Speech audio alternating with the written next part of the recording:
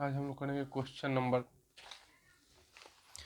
हम लोग इसके पिछले कर चुके हैं कहाँ तक, 7 तक। आज हम लोग करना है क्वेश्चन नंबर 8 का सोल्यूशन करेंगे। क्वेश्चन नंबर 8 नंबर क्वेश्चन कह रहा है कि यदि द्विघात समीकरण x square minus 8x plus 5 equal to 0 के मूल अल्फा में बीटा हो तो alpha square plus beta square क्या होगा। तो हमको बनाना है इसको हम लोग बनाएंगे एक्स स्क्वायर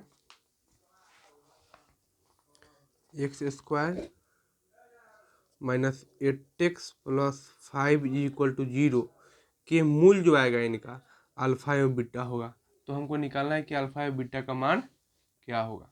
तो सॉल्व करेंगे तो हम सबसे पहले हम लोग जानते हैं कि अल्फा और बीटा जो इनका मूल आएगा, तो हम सबसे पहले हम निकाल लेते हैं। हम लोग जानते हैं कि अल्फा प्लस बीटा शून्यकों का क्या होता है, योगफल, यानी शून्यकों का योगफल अल्फा प्लस बीटा बराबर क्या होता है, माइनस बी बाई ए यानी माइनस 8/a यानी 1, यानी minus minus plus 8 is equal to 8। फिर हम लोग का है alpha into beta is equal to C by A, यानी सी कितना हो गया 5/1 यानी 5। अल्फा शून्यकों का योगफल और शून्यकों का गुणनफल हमको क्या चल गया, पता चल गया। और हम लोग करना है alpha square plus beta square का मान क्या होगा, निकालना है। Alpha square plus beta square का मान होगा, ये हमको निकालना है। तो alpha square plus beta square है, alpha square plus beta square है, इसको हमको पता करना है। तो इसमें ध्यान से एक चीज़ को देखना है, थोड़ा सा माइंड यूज करना है। देखिए कि अल्फा प्लस बीटा का अगर हम होल स्क्वायर कर दें तो कोई दिक्कत, यानी अल्फा प्लस बीटा को होल स्क्वायर कर देंगे तो alpha square plus beta square plus 2 alpha into beta हो जाएगा। लेकिन हमको क्वेश्चन करके alpha square plus beta square मान होती है। तो देखिए तो कि alpha square plus beta square plus 2 alpha beta हो जाएगा, यानी ए प्लस बी को होल स्क्वायर हम इसको तोड़ दे रहे हैं। तो ए square plus B square plus 2ab, इसी चीज़ को अगर हम कर लेते हैं अल्फा प्लस बीटा का whole square minus 2 alpha beta, यानी ई जो हुआ से हमारा सो है सो बच alpha square plus beta square आ जाएगा। और 2 अल्फा बीटा जो फ्रॉल्स का फॉर्मूला था होल स्क्वायर कर देंगे प्लस 2 अल्फा बीटा आएगा, उससे हम माइनस 2 अल्फा बीटा कर लेंगे। तो प्लस 2 अल्फा बीटा और माइनस 2 अल्फा बीटा क्या हो जाएगा, कट जाएगा, सोल्यूशन हो जाएगा। यानी अल्फा प्लस बीटा क्या हो गया 8 का square minus 2 alpha into beta, alpha कितना है 2 अल्फा बीटा को कितना है 5, यानी 8 का स्क्वायर 64 माइनस 5 टू जा 10 यानी 54। हम लोग का आ गया ऑप्शन नंबर बी, 8 का बी आ गया, ऑप्शन नंबर 8 का बी हम लोग का आंसर हो गया। अब हम लोग करेंगे क्वेश्चन नंबर 9। क्वेश्चन नंबर 9 हम लोगों को कहता है कि द्विघात समीकरण ax square minus bx minus c is equal to 0 a not is equal to 0 का मूल्य, यानी ए कभी भी 0 नहीं होना चाहिए। द्विघात समीकरण का हमारा सूत्र है कि ए कभी भी 0 नहीं होना चाहिए। तो सबसे पहले दिया ax square minus bx minus c is equal to 0। हम लोग जानते हैं वाला फॉर्मूला x बराबर सीरीज है चार्ट का फॉर्मूला जिसको कहते हैं चाहे द्विघात समीकरण का सूत्र कहते हैं। हम लोग ये फॉर्मूला जानते हैं कि x बराबर minus b plus under root of B square minus 4ac बटा 2a। हम लोग इसको सॉल्व करना जानते हैं, तो इसको हम लोग सॉल्व कर रहे हैं। यानी x square minus B x minus c is equal to 0, यानी ए का वैल्यू हमारे पास क्या दिया हुआ है, ए इज इक्वल टू ए दिया हुआ है, अब बी इज इक्वल टू हमारे पास बी हो गया और C is equal to C हो जाएगा। ए इज इक्वल टू यानी एक्स के साथ गुणनफल में क्या है ए, तो A is equal to A, B is equal to क्या हो जाएगा माइनस बी हो जाएगा, क्योंकि एक्स के साथ मल्टीप्लाई में क्या गुना में क्या है बी, तब b is equal to minus b, c is equal to क्या हो जाएगा माइनस सी। हमको निकालना है, सॉल्व करना था। एक्स बराबर क्या होता है minus b plus minus under root of B square minus 4ac upon minus b, तो बी का वैल्यू क्या है माइनस, तो minus minus b plus minus under root of B square, b कितना है बी का square minus 4ac upon 2a, 4ac upon 2a, यानी 2 into ए, वह क्या हो जाएगा 2a। ए का वैल्यू हमारे पास क्या है ए, बी स्क्वायर ए का वैल्यू हमारे पास यहाँ भी 4 इंटू ए, तो 4 इंटू ए, और सी का वैल्यू क्या है हमारे पास सी है, तो सी कर लिए। यानी इसका भी हमारा हो जाएगा। फिर जो फॉर्मूला होता है A not is equal to zero का मूल कह रहा है, तो इसका जो हो जाएगा हम लोग का, इसमें ए का वैल्यू हमारे पास ए है तो ए रख दिए minus b plus minus b square, यानी बी हमारे पास क्या है माइनस बी, तो माइनस बी का स्क्वायर माइनस 4 इंटू ए का वैल्यू ए है, सी का वैल्यू सी है, तो माइनस सी कर दिए अपन 2 इंटू ए, यानी 2 इंटू ए रख दिए, यानी minus minus plus b plus minus under root of minus b square यानी बी स्क्वायर और minus minus plus 4ac upon 2a। यानी ऑप्शन नंबर देखिए 9 का ए कह रहा है आंसर, जो गलत है, क्योंकि हम लोग ई जो फार्मूला है जो होता है A X square plus B X plus C, अगर द्विघात समीकरण दिए हो तो उसके सॉल्व करने के लिए होता है, लेकिन हमारे पास तो ऐसा बात नहीं है। हम लोग के पास तो है कि B X square minus B x minus C है, तो A X square minus B x minus C जब सॉल्व करेंगे तो हमारे पास आएगा B plus minus under root of B square plus 4ac upon 2a, यानी ऑप्शन नंबर इसका बी आंसर होगा। ऑप्शन नंबर ए इसका क्या हुआ है, गलत दिया हुआ है। अब हम लोग करेंगे क्वेश्चन नंबर 10। क्वेश्चन नंबर 10 कह रहा है कि यदि x इक्वल टू 2 दोनों समीकरण 2x square plus 2x plus p equal to 0 तथा q x square plus q x plus 18 equal to 0 का एक उभयनिष्ठ मूल हो तो q माइनस पी का मान क्या होगा, यानी q माइनस पी का हमको मान ज्ञात करना है। 10 नंबर यदि हमको कह रहा है x इज इक्वल टू 2, तो x इज इक्वल टू 2 कर लिए, 2x square plus x plus p is equal to 0, and x का मान हम लोग क्या रखेंगे, यहाँ पर 2 रखेंगे, तो 2 इंटू एक्स का स्क्वायर 2 का स्क्वायर प्लस एक्स हो गया 2 plus p is equal to 0, 2 into 2 का स्क्वायर 2 2 जा 4 plus 2 plus p is equal to 0, 4 2 जा 8 plus 2 plus p is equal to 0, 8 two 10, 10 plus p is equal to 0, यानी x का value यहाँ पर हमारे पास क्या था 2x square plus 2x square plus 2x है, तो 2 इंटू एक्स का वैल्यू, तो 2 इंटू एक्स का वैल्यू 2x ये, तो 2 2 जा 4 आ गया, थोड़ा सा मिस्टेक हो गया, तो 2 2 जा 4 आ गया, यानी 8 plus 4 12 plus p is equal to 0, p is equal to क्या आ गया हम लोग का माइनस 12, यानी आ गया। फिर आगे हम लोग इसको सॉल्व करेंगे,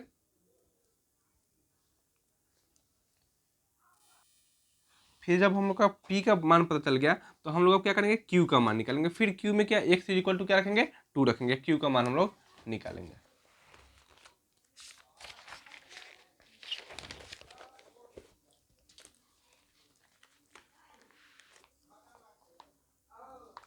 टू एक्स, अब अगले का जो समीकरण है q x square plus q x plus 18 बराबर 0, तो q x square plus q x plus 18 is equal to 0, x is equal to क्या है 2 है, तो 2 रखेंगे, तो क्यू हो गया, तो क्यू इंटू एक्स है तो 2 का square plus q into 2 plus 18 is equal to 0, q into 2 2 जा 4 plus 2 q plus 18 is equal to 0, 8 plus 2 q plus 18 is equal to 0, 18 है 8, यहाँ पर हम लोग सॉल्व करेंगे क्यू एक्स स्क्वायर, तो 2 का square Q plus 2 q plus 2, हम लोग मिस्टेक कर लिए क्या, नहीं, तो 2 एक्स स्क्वायर है, 2 एक्स स्क्वायर नहीं है, क्यू एक्स स्क्वायर है, तो क्यू इंटू एक्स स्क्वायर 4, यानी 4 Q plus 2 into Q into x है, तो क्यू का हमको वैल्यू पता करना है, क्यू हमको नहीं पता है, 2 इंटू एक्स का वैल्यू पता है 2x, तो 2 q plus 18 is equal to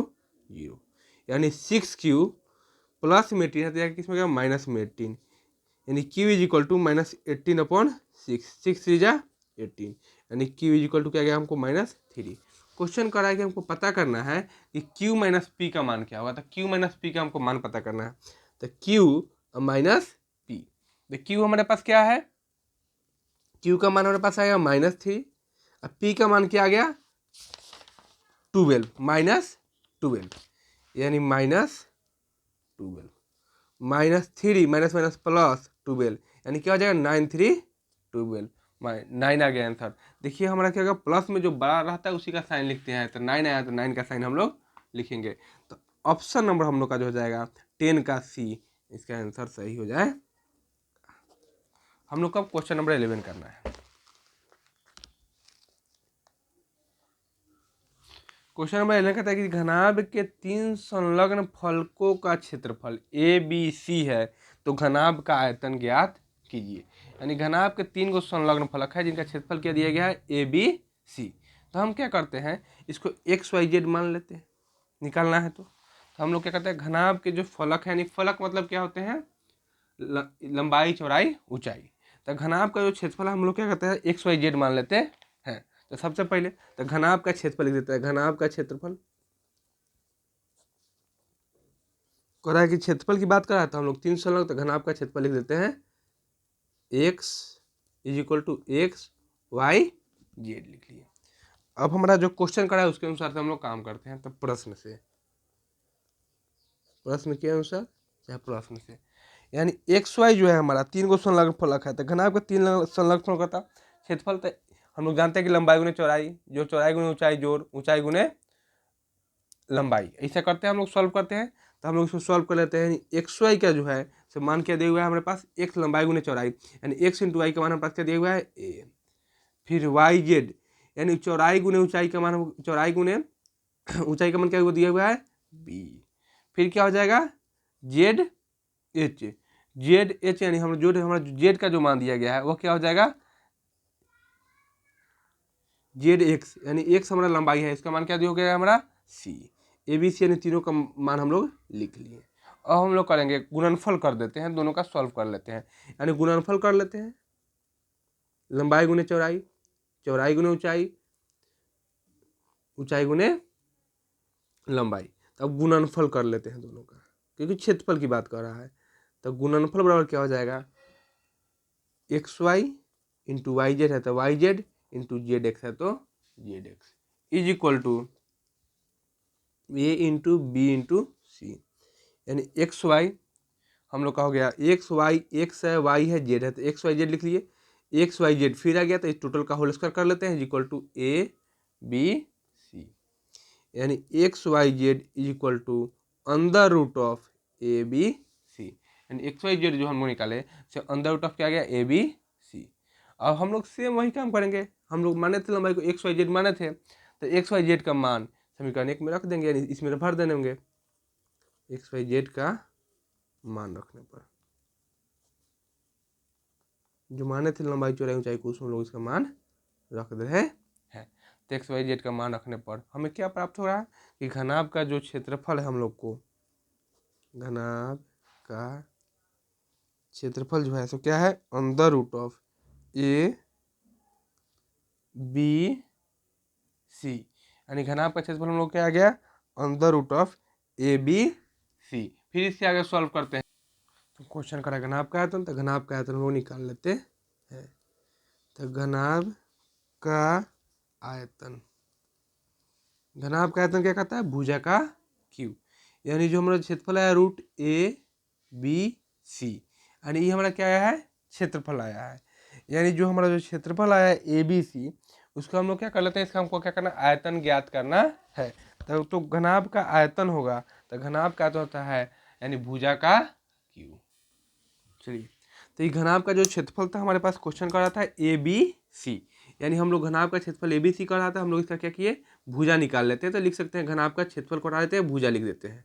तो घनाभ का भुजा जो हम लोग का जो क्षेत्रफल इतना है, तो भुजा जब हम लोग निकालेंगे तो भुजा क्या हो जाएगा √ABC, यानी घनाभ का हमको क्या दिया हुआ है क्षेत्रफल दिए हुए था, उससे हम लोग भुजा निकालिए तो क्या गया √ABC। तो क्या है घनाभ का आयतन, तो घनाभ का आयतन यानी भुजा का क्यू, यानी भुजा हमको पता है √ABC, तो इसका क्या कर लेंगे होल क्यू, क्यू से रूट कैंसल, यानी ABC।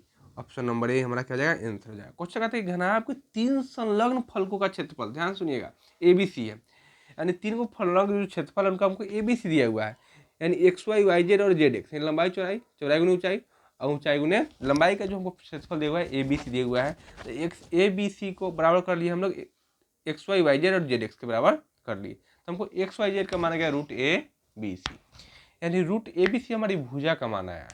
तो घनाभ का जो क्षेत्रफल हमको ABC दिया था, तो भुजा क्या गया √ABC। घनाभ का आयतन पूछ रहा है तो भुजा का होल क्यू, तो √ABC का होल क्यू, तो क्यू रूट से क्या हो गया कट गया, यानी ए का ऑप्शन नंबर ABC हो गया। ऑप्शन नंबर हमारा ए आंसर हो गया।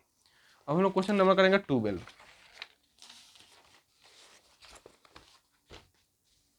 क्वेश्चन नंबर 12 हम लोग को कहता है एक घन का संपूर्ण पृष्ठ क्षेत्रफल 216 सेंटीमीटर से आयतन ज्ञात कीजिए। आसान क्वेश्चन है, घन का संपूर्ण पृष्ठ क्षेत्रफल हमको दिया हुआ है 216 सेंटीमीटर स्क्वायर। तो घन के संपूर्ण पृष्ठ क्षेत्रफल का फॉर्मूला क्या होता है? घन का संपूर्ण पृष्ठ क्षेत्रफल कितना दिया हुआ है हमको? क्षेत्रफल का फॉर्मूला होता है 6 गुने भुजा का स्क्वायर। 6 गुने भुजा का स्क्वायर, भुजा को हम लोग ए भी मानते हैं, एक जो कुछ भी मान सकते हैं।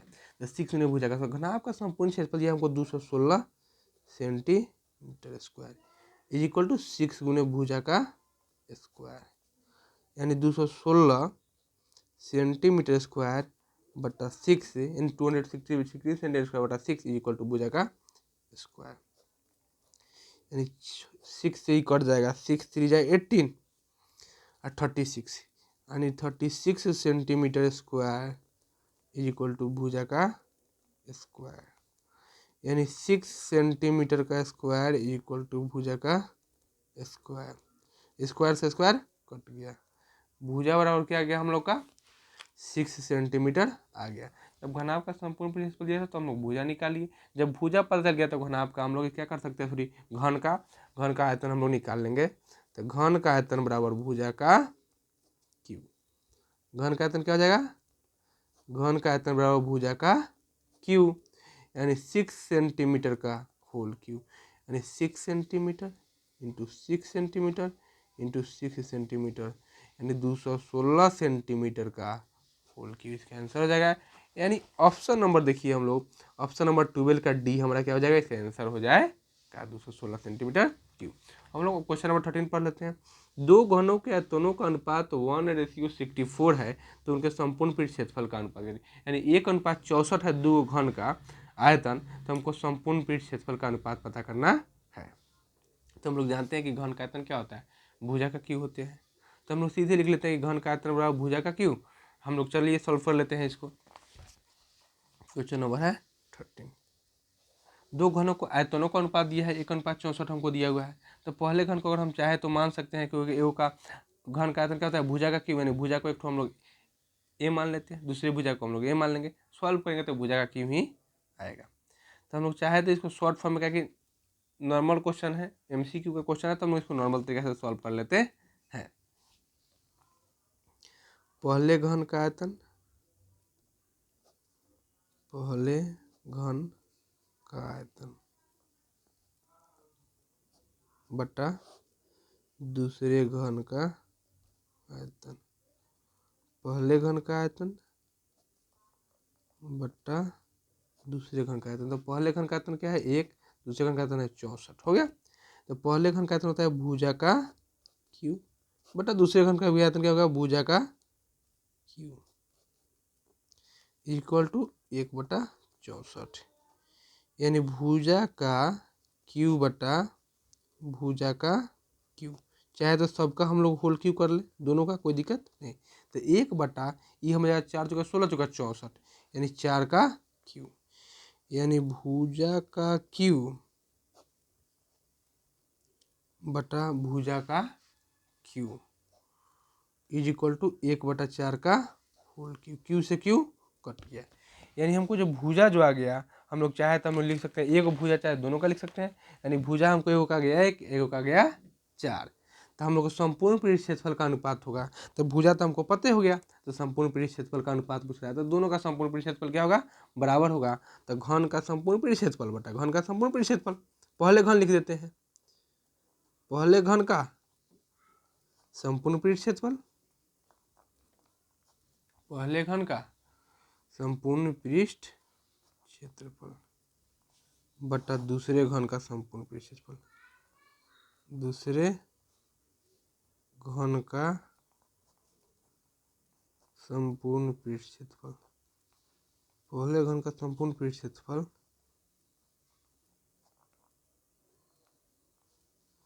बटा दूसरे घन का संपूर्ण पृष्ठ क्षेत्रफल। तो पहले घन का संपूर्ण पृष्ठ क्षेत्रफल 6 गुने भुजा का स्क्वायर,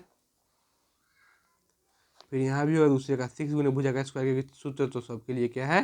बराबर है। तो पहले घन का भुजा भी हम इसको कह सकते हैं, इसको हम लोग पहले घन की भुजा भी कह सकते हैं। दूसरे घन की भुजा लेकिन 1/4। तो पहले घन का जो क्षेत्रफल आ गया 6 गुने भुजा का, 6 गुने भुजा क्या है? 1 का स्क्वायर बटा 6 गुने भुजा का स्क्वायर क्या है? 4 का स्क्वायर, यानी 6 गुने 1 का स्क्वायर 1 और 4 का स्क्वायर 6 गुने 4 का स्क्वायर 4 का स्क्वायर 4 का 16 हो गया। यानी 6 से 6 कट गया, यानी 1/16 यानी 1:16 हम लोग का आ गया। यानी सबसे पहले क्वेश्चन में हम लोग का पहले घन का आयतन दिया हुआ था, दूसरे घन का आयतन दिया हुआ, दोनों का अनुपात दिया हुआ था। तो पहले घन का आयतन बटा दूसरे घन का आयतन यानी 1/64, यानी पहले घन की भुजा भी हम निकाल लिए और दूसरे घन की भुजा निकालिए। तो पहले घन की भुजा 1 आ गया, दूसरे घन की भुजा हमको 4 आ गया।